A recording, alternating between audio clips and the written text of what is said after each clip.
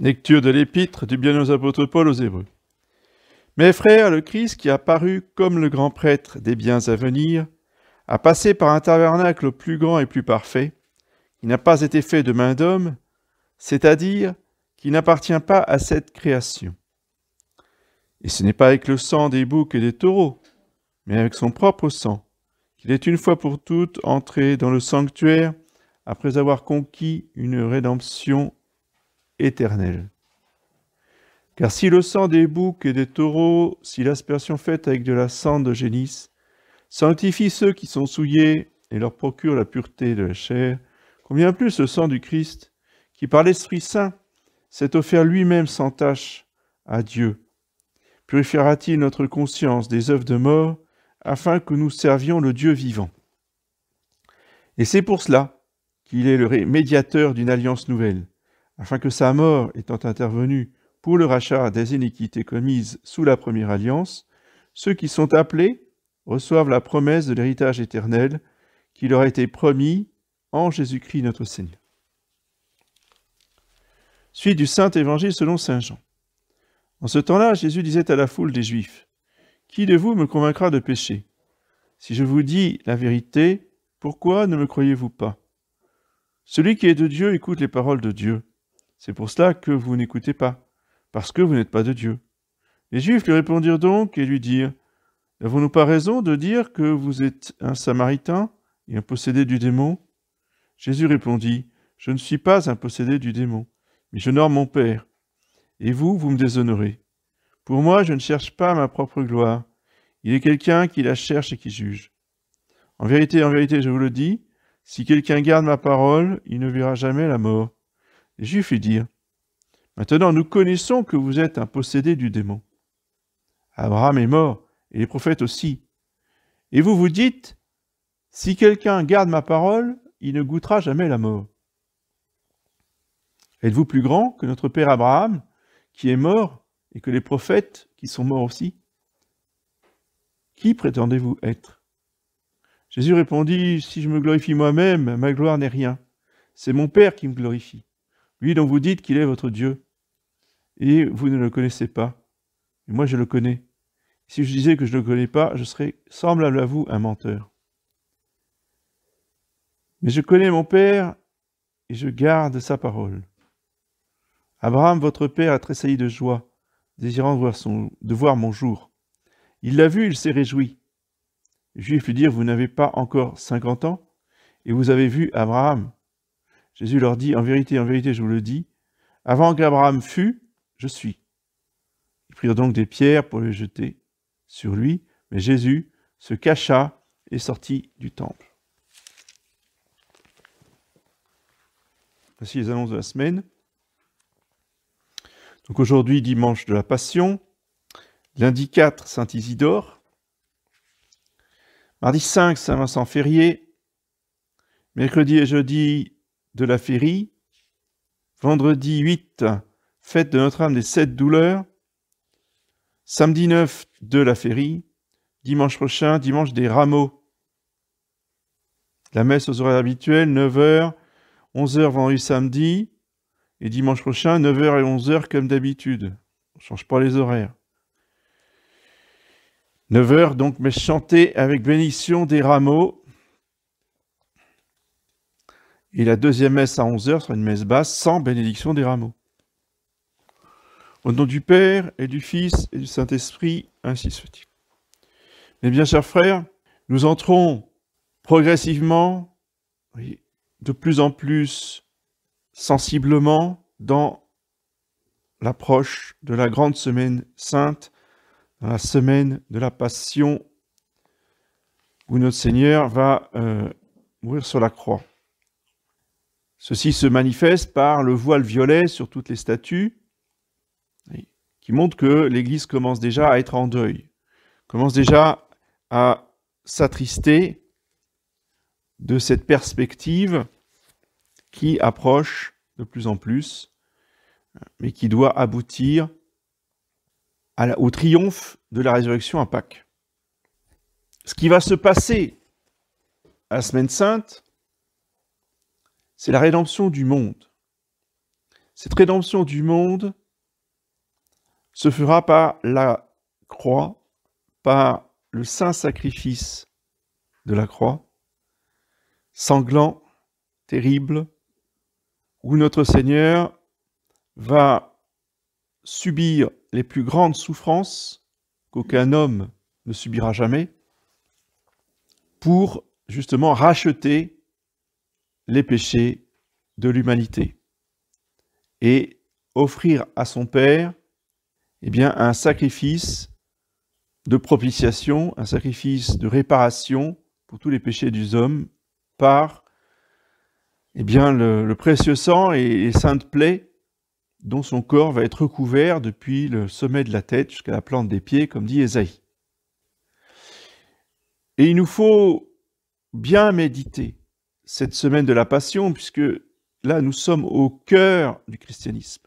C'est vraiment l'essentiel, c'est-à-dire que tout ce qui précède, depuis Noël, et tout ce qui suit, jusqu'au Christ roi, donc avec tous les mystères qu'on voit après Pâques, tout n'est là que pour envelopper, préparer ou découler de ce sacrifice de la croix. Alors, pour comprendre un peu mieux pourquoi notre Seigneur doit mourir sur la croix, il a préparé son peuple dans l'Ancien Testament en lui faisant comprendre, depuis l'origine, que pour être réconcilié avec Dieu, il faut lui donner quelque chose qui nous appartienne, qui soit à nous. Et cette chose-là, on la donne à Dieu. Donc, elle appartient à Dieu. Mais comme c'est quelque chose de nous, on va la détruire pour montrer qu'on veut détruire nos péchés. Cette chose, c'est un animal, c'est un agneau, depuis le début. Donc cet agneau va porter nos péchés, on va tuer l'agneau, on va le brûler pour l'offrir à Dieu. Lorsque Moïse va conclure l'alliance avec Dieu sur le mont Sinaï, il va redescendre avec l'étape de la loi, il va faire aussi un sacrifice. Et là, c'est tellement plus important que le sacrifice habituel que les hommes faisaient à Dieu, avec un agneau, qu'il va sacrifier une génisse. C'est beaucoup plus important comme animal. Mais comme pour l'agneau, il va falloir que cette génisse soit vidée de son sang, parce que c'est par le sang de la génisse, qui va être aspergé sur le peuple, avec des branches d'hysope que Moïse va tremper dans le sang. Il va asperger toute la foule avec le sang de la génisse. Il va asperger l'étape de la loi. Et par cette aspersion, Dieu va pardonner les péchés du peuple. C'est pour ça que, au début de chaque messe chantée, on chante l'aspergesmé. Ce chant de l'aspergesmé se réfère directement à ce geste de Moïse, justement où on parle de l'hysope. Vous m'aspergerez avec l'hysope, Seigneur, et je serai pur. Vous me laverez, et je deviendrai plus blanc que la neige. Donc, première purification par le sang de la génisse qui va être sacrifié à Dieu. Donc, qui va être tué, qui va être brûlé. Deuxième aspersion de sang, c'est lorsque le peuple hébreu sera établi à Jérusalem, que Salomon aura construit le temple. Dans le temple, vous voyez, il y a la partie, c'est comme dans l'église, enfin l'église et le temple, il y a la partie des fidèles, il y a le chœur où il y a le clergé et les enfants de chœur, et il y a ce qu'on appelle le sanctuaire qui est juste autour de l'autel. Ça, c'est pour les églises. Dans le temple, c'est pareil, vous aviez une partie pour le peuple, vous aviez l'autel avec les prêtres, et puis derrière, on avait ce qu'on appelait le Saint des Saints, qui était fermé et qui contenait l'Arche d'Alliance. Et une seule fois par an, le grand prêtre rentrait dans le Saint des Saints, justement avec de l'hysope, justement avec le sang de la victime, et il aspergeait l'intérieur du Saint des Saints, il aspergeait l'Arche d'Alliance, oui, avec le sang de la victime qui sera offerte à Dieu. Tout ça était des images pour préparer le peuple au sacrifice de Jésus, du Messie, où il va laver les péchés par son propre sang. Il ne voulait pas qu'un homme soit sacrifié, donc aucun homme n'a été sacrifié, même le fils d'Abraham n'a pas été sacrifié, Dieu l'a empêché, mais par contre, lui, en tant que Dieu, eh bien, il s'est offert lui-même en sacrifice pour acheter nos péchés. L'Évangile nous rappelle le motif de ceux qui sont en face. Là, nous avons parlé du motif de Jésus. Jésus veut sauver nos âmes en répandant son sang sur nous pour nous sauver et laver nos péchés. Ça, c'est côté Jésus. Côté juif, c'est quoi le problème? C'est quoi le motif? Quel est le moteur de leurs actions? C'est la haine. C'est pas suffisant. La haine de quoi? La haine de la vérité. C'est ça la grande leçon. Si je vous dis la vérité, pourquoi ne me croyez-vous pas? Celui qui est de Dieu écoute les paroles de Dieu. C'est pour cela que vous ne m'écoutez pas, parce que vous n'êtes pas de Dieu. Alors ça, ces deux petites phrases de Jésus sont d'une importance capitale. Tout le monde a des oreilles. On entend bien les phrases qu'on prononce. Ça va? Pas besoin d'appareil auditif. C'est pas la question. On peut très bien entendre les paroles, les phrases, et puis ça ne nous dit strictement rien. Oui, et alors? Ou comme dirait Pilate, c'est quoi la vérité? Puis il s'en va, il veut même pas écouter la vérité. Ça l'intéresse pas. Ça ne l'intéresse pas. C'est pas qu'il a rien contre ce Jésus là, un brave type quoi. Je veux dire, il n'a rien fait de mal dans sa vie. On le connaît. La police l'a suivi. Il avait les rapports de police toutes les semaines. Bon, un gentil monsieur qui veut faire du bien aux pauvres. Ouais, bon, et alors, c'est pas ça qui va déranger un légionnaire. Vous comprenez? L'autre qui lui parle de vérité, il lui dit, attends, si je suis né, si je suis venu dans le monde, c'est pour rendre témoignage à la vérité. Il se raconte. Qu'est-ce qu'on en a à faire? C'est ça, Pilate. Et donc Pilate, le païen, Pilate, le méchant gentil, c'est celui qui n'en a rien à faire. Les Juifs, eux, ils en ont à faire. Les Juifs, eux, ils ne restent pas indifférents. Ils ne disent pas qu'est-ce que la vérité. Ils disent, la vérité, on n'en veut pas. D'accord? Donc ce que tu dis, ça vient du démon. Tu es un possédé du démon. Donc à chaque fois que notre Seigneur leur prêche la vérité, ils disent, tu es du diable. Et notre Seigneur ne se laisse pas ni intimider, ni émouvoir. À chaque fois, il leur dit une vérité plus forte. C'est une vérité plus spirituelle. Et les pharisiens sont incapables d'entendre une vérité spirituelle, une vérité surnaturelle. Parce que quand Jésus leur dit que Abraham a vu son jour, qu'est-ce que Jésus leur dit? Il leur dit, Abraham a eu une vision mystique, surnaturelle. Dieu lui a fait apparaître à l'avance ma venue et il m'a vu sur la croix. a vu le Messie crucifié. Et, dit Jésus, il s'en est réjoui.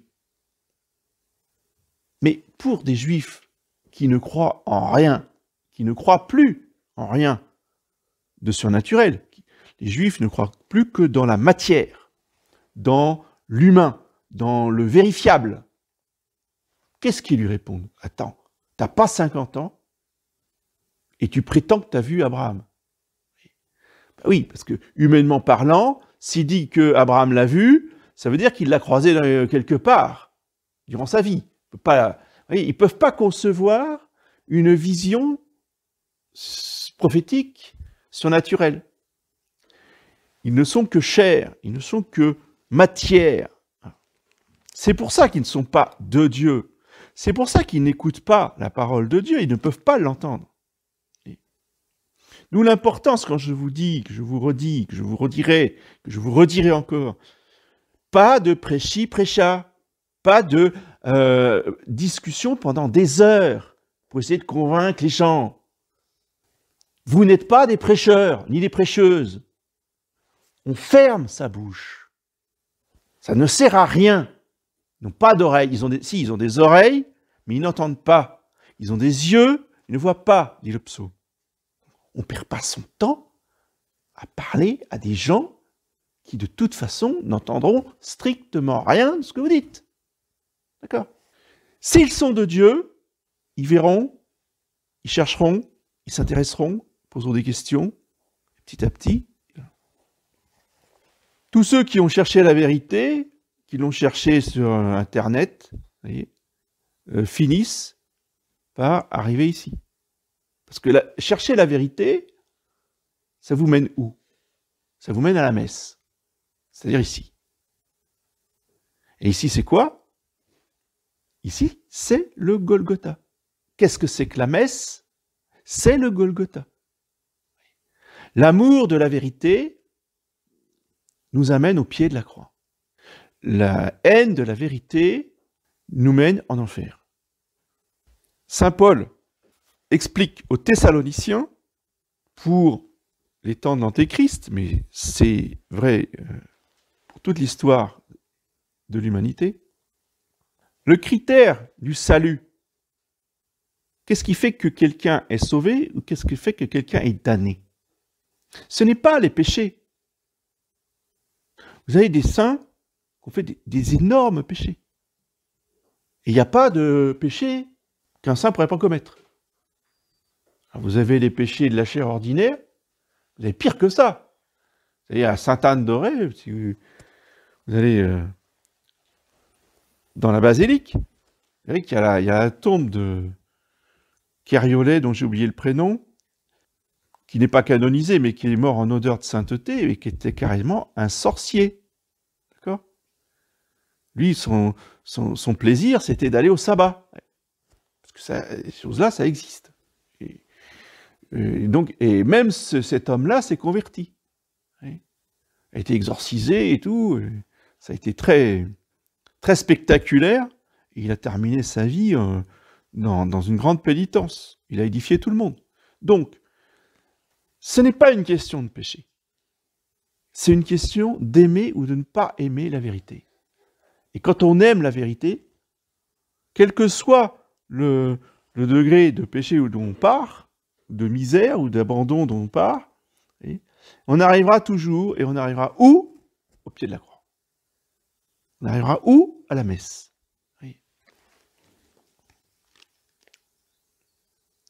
Parce que notre Seigneur Jésus-Christ est venu apporter la vérité.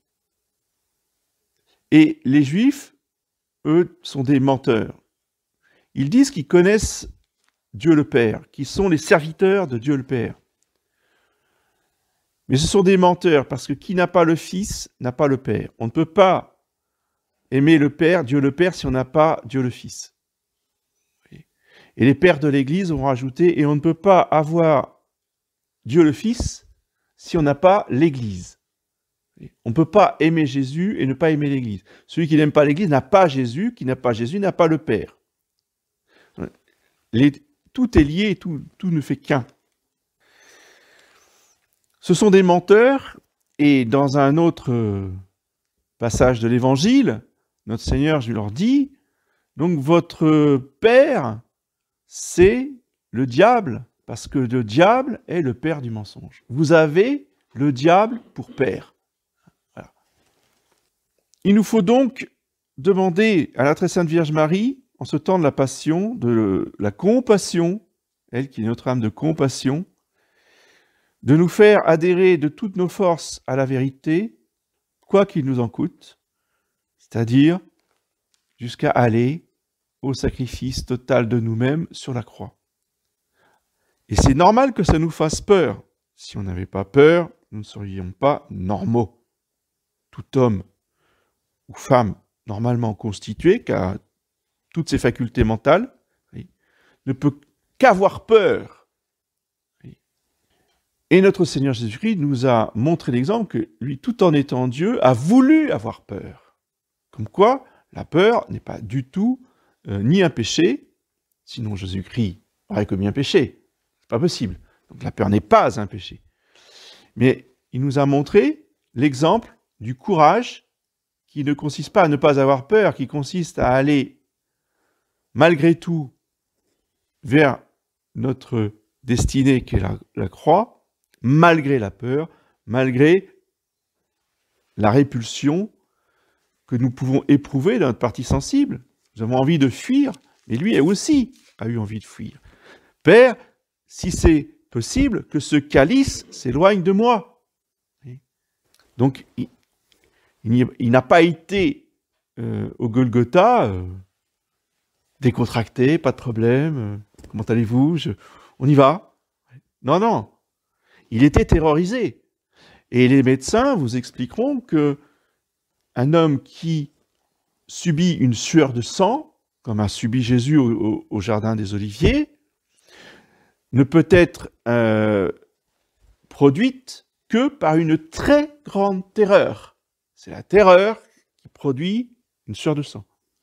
La conséquence pour un homme normal, c'est qu'après la sueur de sang, il meurt. Il ne peut pas survivre à une sueur de sang. Mais comme notre Seigneur Jésus-Christ était Dieu, il a voulu survivre à cette sueur de sang pour aller jusqu'au bout de son sacrifice sur la croix. C'est un miracle. Donc si c'est relevé, c'est un miracle. Mais ça nous montre à quel point son âme a été terrorisée parce qu'il allait souffrir.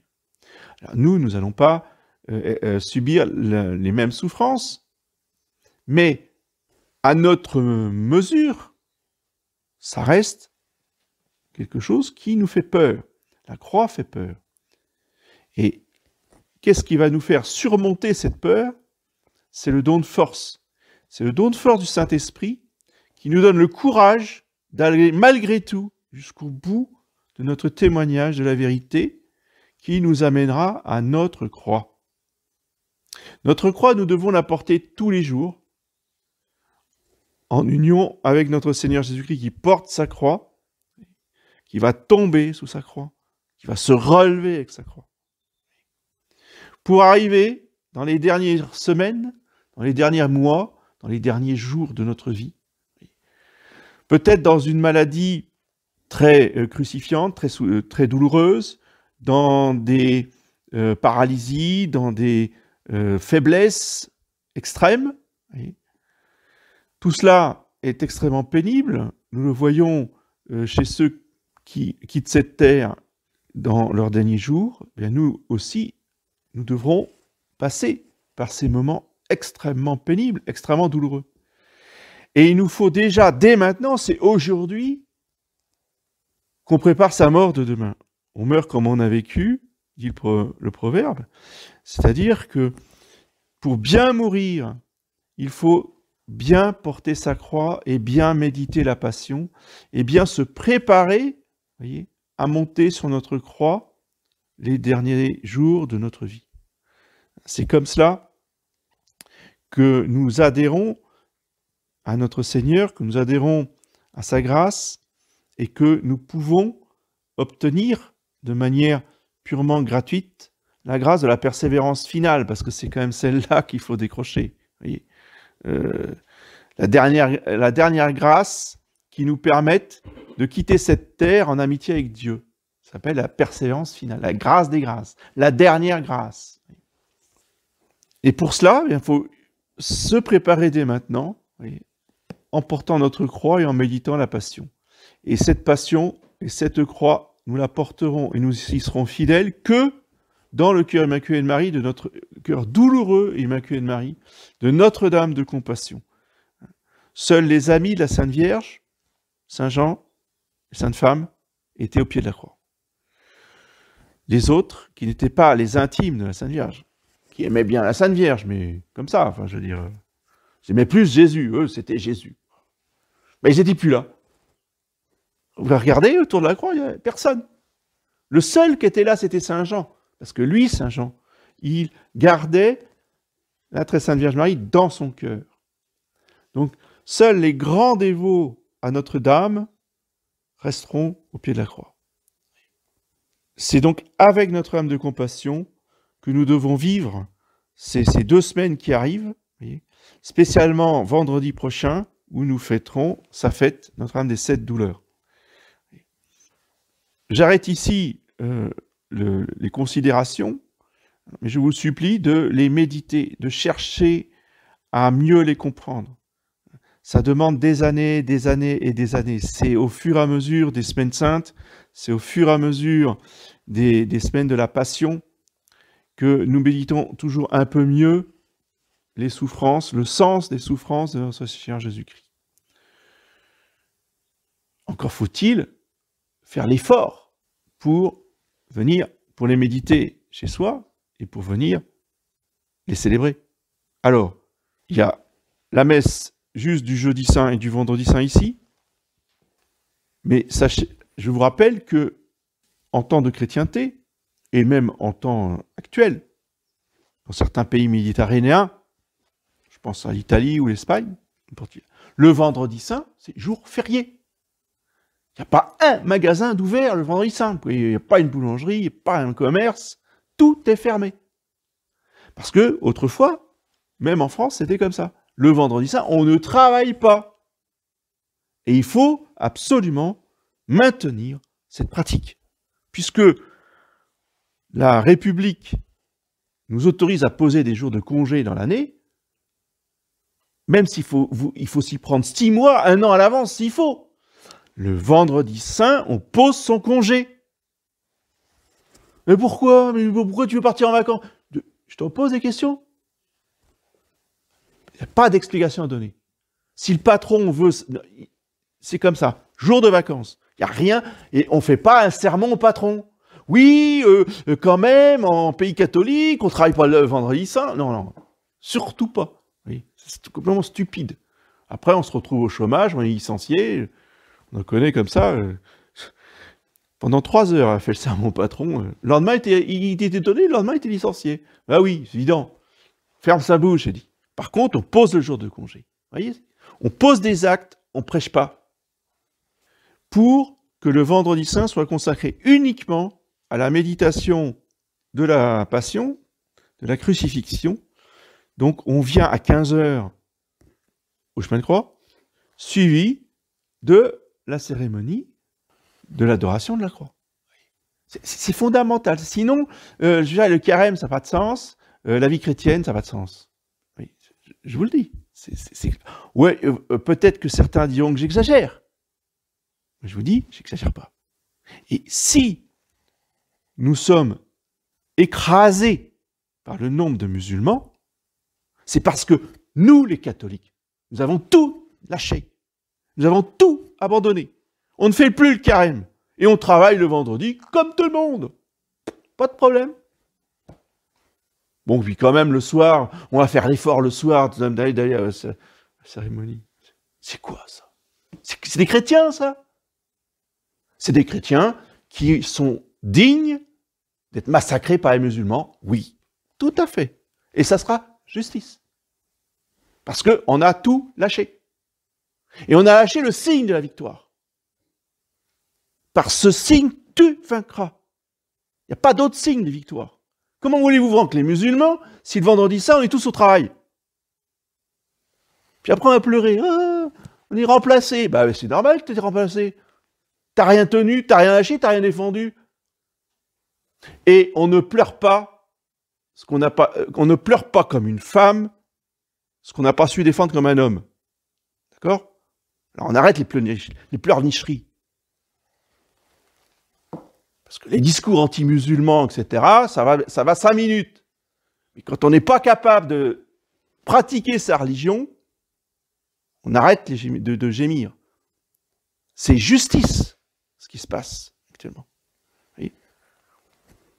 Et que s'il se passe des choses dans les banlieues, il ne faut pas dire « Ah, c'est horrible, c'est horrible ». Non, c'est pas horrible. C'est justice. Il faut se réjouir que la justice de Dieu passe pour remettre les choses en ordre. Parce que le problème, ce sont les catholiques qui n'aiment pas la vérité, qui n'aiment plus la vérité. Les catholiques qu'on trahit depuis 2 siècles.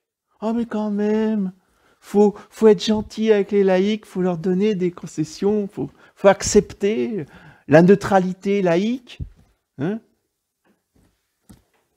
Ils avaient la majorité à l'Assemblée nationale, ces gens-là. Ils avaient le pouvoir dans la main. Ils faisaient les lois qu'ils voulaient. Ah ben non, on va pas aller trop loin, on va pas être trop exigeant quand même. On a eu la guerre 14-18, voilà la réponse de Dieu. 14-18, justice de Dieu. On arrête de pleurnicher. Alors depuis, les trahisons, elles ont été, alors avec Vatican II et 68, je vous dis pas ce qui nous attend. Mais on arrête de pleurnicher. Parce que c'est juste la sanction de toutes les trahisons, de tous les abandons, de tout ce que les catholiques ont abandonné, à commencer par Jésus-Christ lui-même. Et nous n'aurons de force, nous n'aurons de victoire que dans la mesure où nous allons puiser cette victoire là où elle se trouve, c'est-à-dire sur la croix, dans le sacrifice de notre Seigneur Jésus-Christ. Et notre Seigneur Jésus-Christ n'a pas besoin d'avoir des milliers et des milliers et des milliers de personnes. Il n'en veut pas. Jésus-Christ n'en veut pas. D'accord? 3000 hommes contre des dizaines et dizaines de milliers. Non, 3000 hommes, c'est quoi cette affaire? Tu m'élimines tout ça. J'en garde 300. J'en garde 300. Dieu ne veut pas de foule qui ne savent pas ce qu'ils veulent. Qui, oh ouais, on vous aime bien. À la maison, vous partez, je ne veux pas vous voir, dit Dieu. Il veut 300 hommes convaincus qui subiront toutes les épreuves et qui, à la fin, ne s'arrêteront pas pour boire au ruisseau. Les hommes de Gédéon, c'était ça. Dieu, il n'aime pas les mous. Dieu n'aime pas les tièdes. Jésus a dit, je vomis les tièdes. C'est pas compliqué. Je vomis les tièdes. Donc si on est tiède, on sera vomi par Jésus-Christ. Le doux Jésus. Oh, roi d'amour. Bah oui, il vomit les tièdes. Parce que quand on aime, eh bien, on brûle d'amour et on est intransigeant pour défendre ce qu'on aime. Ou alors, on n'aime pas. Oui, j'aime bien ma femme, mais bon, si tu la veux, bon, je dirais rien. C'est quoi ce mari-là? Il aime sa femme? Non mais... Ah mais oui, mais pour la vérité, là, il n'y a pas... Ah non, la vérité, non. On l'aime bien, la vérité, mais bon... Si t'es pas d'accord, bah, si c'est ta vérité, je suis d'accord avec toi, c'est ta vérité. Vous voyez? Mais c'est la même chose. Si on aime la vérité qui est Dieu, on ne supporte pas qu'on diminue la vérité. Vous voyez ce que je veux dire? Ça ne veut pas dire qu'on va faire du prêchi-prêcha, ça veut dire que tu ne touches pas à la vérité, c'est tout. C'est que moi, je n'adhère pas à ce que tu dis. Point. C'est tout. La marge de manœuvre, elle est étroite. Mais être intransigeant, c'est pas faire du prêchi-prêcha. Aimer la vérité, c'est ne pas accepter qu'on l'attaque. Alors, on s'en va. On quitte le groupe. On dit, non, moi, je suis désolé, je respecte ta religion, je respecte ton athéisme, donc toi, tu me respectes. Tu respectes ma religion. Donc, tu ne blasphèmes pas devant moi, etc. Vous voyez? Là, ça recadre. Mais on ne va pas faire du prêchi-prêcha. Puis après, on s'en va. C'est tout. Pour les femmes, c'est la même chose. Et ça, j'ai des exemples concrets que j'ai connus, hein, de jeunes filles à l'école qui sont arrivées en robe dans une classe de lycée public. Vous imaginez, 2 secondes, avec les garçons d'aujourd'hui. Alors au début, on rigole, on se moque d'elles. Puis le temps passe, mais n'empêche qu'on la respecte. Et témoignage des garçons les plus vicieux de la classe, hein, et ceux qui faisaient les plus de remarques, etc., sont venus lui dire à la fin de l'année, merci d'avoir tenu et d'être venu en robe toute l'année. Parce que toi, on te respecte. Voilà. Des garçons à qui on n'aurait pas aimé les croiser dans la rue le soir dans une ruelle. Vous voyez ce que je veux dire? Témoignage de la vérité. C'est ça que Jésus-Christ nous demande. C'est pas du prêchi-prêcha. C'est affronter les moqueries. C'est affronter justement la haine du monde, le rejet du monde. Comme notre Seigneur a affronté les Juifs. Mais on rend témoignage de la vérité, on tient bon, et c'est cela qui peut convertir éventuellement même des pécheurs, des vicieux, des communistes, ou je ne sais quoi, qui vont dire bah, là, je suis obligé de reconnaître. Parce qu'au fond, tous ces pécheurs-là ne sont pas tous des gens qui détestent la vérité. On peut arriver à toucher certains cœurs, à condition qu'on lâche rien. Parce que le catholique qui fait des compromis et qui lâche, ces gens-là les méprisent. Alors, les musulmans, c'est le sommet. Alors, eux, ils ne feront pas de cadeaux. Quand on leur oppose la vérité intégrale, ils respectent. Dans mon régiment, il y avait évidemment des appelés de la diversité. Il y en a un que je ne connaissais pas du tout, qui n'était pas du tout de ma compagnie. Un jour, il vient, parce que moi, j'arrivais en soutane au régiment, évidemment. Il vient vers moi, il me dit moi, je suis content de te voir, toi, t'es un vrai curé. Toi, je te respecte, il m'a dit. Toi, je te respecte. Le musulman. Il n'aurait jamais dit ça à l'aumônier. Hein. L'aumônier ne respectait pas. Hein. Mais moi, il me respectait. Parce qu'il disait, toi, t'es un vrai. Et j'ai d'autres témoignages de séminaristes qui ont eu d'autres témoignages, enfin d'autres paroles identiques de musulmans dans d'autres régiments ou dans d'autres circonstances. Ils disent tous la même chose. Les prêtres en soutane, ça c'est des vrais, eux on les respecte. Et par contre, tous les autres, ils ne respectent pas. Donc, ne croyez surtout pas que de rendre ce témoignage de la vérité intégrale, intransigeante, sans compromis, c'est ça qui va nous rendre malheureux ou occasionner des souffrances terribles. Non, pas du tout. Ça ne veut pas dire qu'il n'y aura pas de souffrance, ça veut dire qu'on aura la force du Saint-Esprit pour que, même à travers les épreuves, les moqueries ou les souffrances, eh bien, nous soyons remplis de la joie du Saint-Esprit. Comme Saint Laurent, sur son gris, sur un gris, enfin, une grille chauffée à blanc, et qui dit, dis donc, retourne-moi, parce que là, c'est bon, c'est cuit, là, ce côté-là, ça va, mets-moi de l'autre côté. Pour avoir cette force d'âme, cet humour, si vous voulez, dans un martyr par le feu, il n'y a que le Saint-Esprit. Et ça, c'est la grâce de rendre témoignage de la vérité jusqu'au bout, quoi qu'il en coûte. D'où l'importance aussi de lire la vie des saints, en particulier la vie des martyrs. L'état d'esprit du chrétien, il se nourrit de la vie des saints et de la vie des martyrs. C'est pour ça que l'Église impose à son clergé de lire le martyrologe tous les jours à prime. Vous voyez ? Quand on chante prime dans le chœur, on lit tous les martyrs dont on fête l'anniversaire chaque jour. Il y en a toute une liste. Et on décrit rapidement, si vous voulez, les souffrances dans lesquelles ils sont morts, pour bien nous mettre dans la tête que ce qui fait l'identité du chrétien, eh bien, c'est le témoignage de la vérité jusqu'au martyre. Sinon, eh bien, on n'est pas chrétien. Celui qui rougira de moi devant les hommes, je rougirai de lui devant mon Père. On y Père, Fils.